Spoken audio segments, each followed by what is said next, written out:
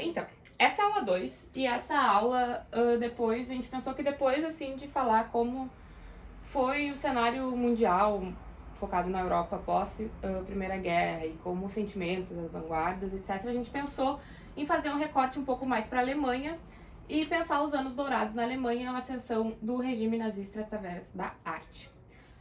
Por que a gente pensou, a gente já falou isso na primeira aula, mas eu acho que é sempre importante não dar pro aluno, assim, essa linha de, tipo, acabou a Primeira Guerra, o Hitler surgiu. Acontece coisas aí que são muito importantes e que, às vezes, a gente não explora e são coisas que podem ajudar a entender o que tá acontecendo, porque é muito comum, eu e a Mônica, a gente já deu aula, e é sempre muito comum a gente ouvir, assim, como é que deixaram, como que ele foi, como que ninguém viu. E existem respostas para isso, só que geralmente aquela aula corrida de livro didático ela não dá conta de explicar.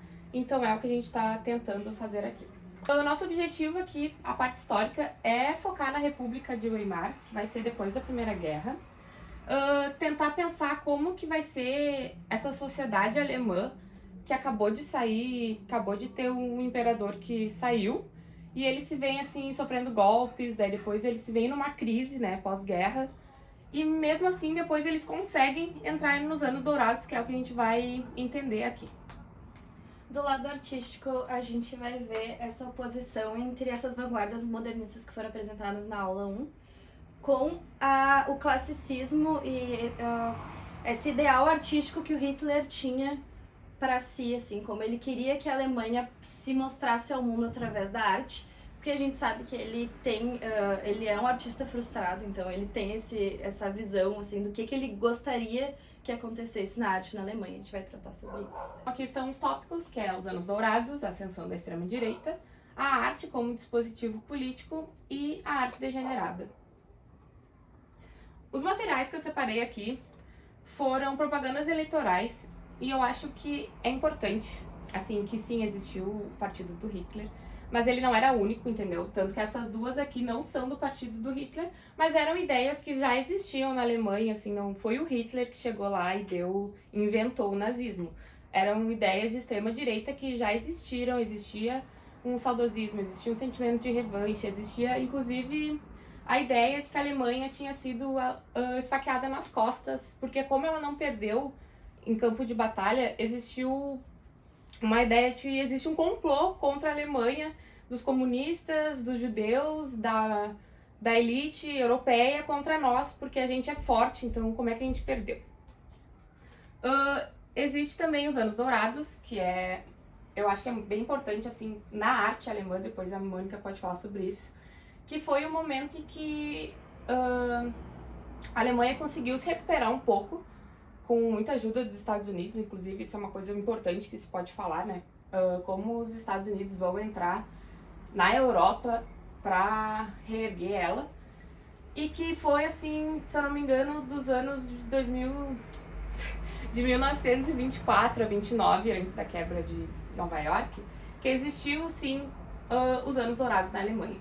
Então aqui tem fotos de cabarés. Esse quadro aqui é muito bom, inclusive, porque aqui mostra o cabaré e como existia, assim, essa alegria, essa festividade, ao mesmo tempo em que mostra o soldado da Primeira Guerra, como a Alemanha ela estava, assim, vivendo muita coisa ao mesmo tempo. E isso a gente pode ver na arte, que ao mesmo tempo que existe muita festividade, existe pessoas dançando, rindo com música, existe ainda aquelas pessoas frustradas da Primeira Guerra, existe vários mortos, famílias com desaparecidos e etc.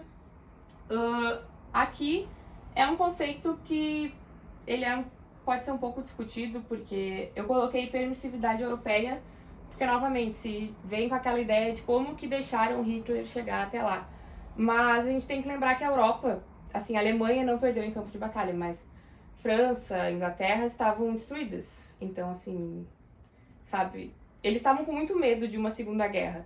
Então, muitas políticas de extrema direita da Alemanha foram permitidas, porque eles falavam assim, tá bom, Hitler, tu pode chegar mais um pouco, tu pode pegar mais esse pedaço de terra, porque eles não queriam entrar em outro conflito mundial.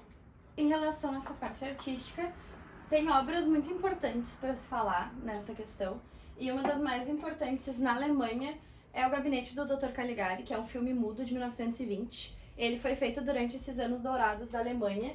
E ele é muito bom assistir, assim, não passar necessariamente o filme inteiro. Eu acho que é muito, muito forte passar o filme inteiro, mas daqui a pouco colocar algumas cenas pra gente ter noção visualmente do que estava acontecendo, assim. Eu acho que o vídeo ajuda bastante a entender mais ou menos o que foi essa onda artística da Alemanha nos anos 20. Ele trata sobre... É um doutor que ele se apresenta em feiras de circo, assim, e o que ele traz é um homem que é sonâmbulo que vê o futuro. Então ele vai por esses lados bem fora da casa, assim, e eu acho que o mais importante de analisar é realmente o visual do filme, que é as pessoas com maquiagens muito pesadas e estranhas de olhar. O cenário é muito estranho, ele tem essas influências cubistas, assim, então tu vê que o fundo ele é todo meio torto, ele tem um jogo de luz e sombra, assim, mas é tudo muito estranho de se ver.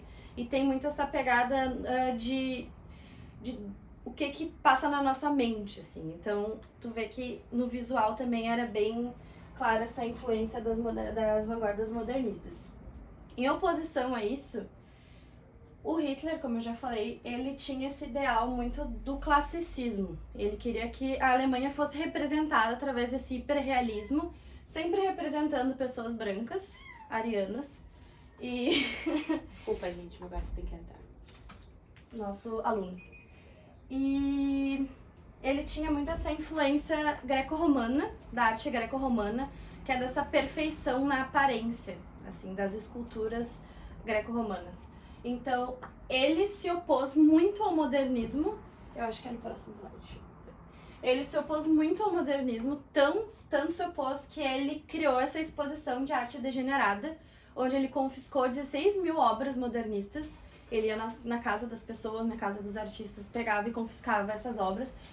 E ele criou essa exposição que ele chamou de arte degenerada. Ele colocava as obras lado a lado com fotos de pessoas de instituições mentais. E ele deixava clara essa relação que ele fazia entre as obras modernistas com os problemas mentais. Então, ele já fazia essa associação da população, era uma exposição aberta, inclusive foi uma das exposições que acabaram sendo mais vistas no mundo, porque ele fazia questão que as pessoas fossem lá ver. Então, ela influenciou muitas pessoas, que nem a Paula falou, às vezes a gente se coloca nesse ponto de tipo, se eu tivesse vivendo naquela época, eu nunca apoiaria o nazismo. Mas tu pra ver os aparatos que ele usou de convencer as pessoas de que aquilo que ele queria estava certo e de que aquela linha de pensamento estava correta. Isso faz muito mais sentido ter tido tanto apoio em relação a essa ideologia de arianos e brancos e matar todo o resto das pessoas. Então essa exposição de arte degenerada, aqui tem uma foto dele na exposição, ela foi uma exposição muito grande e, se eu não me engano, foi exposta na Áustria, que daí em algum momento foi parte do Reich, né, do Terceiro Reich.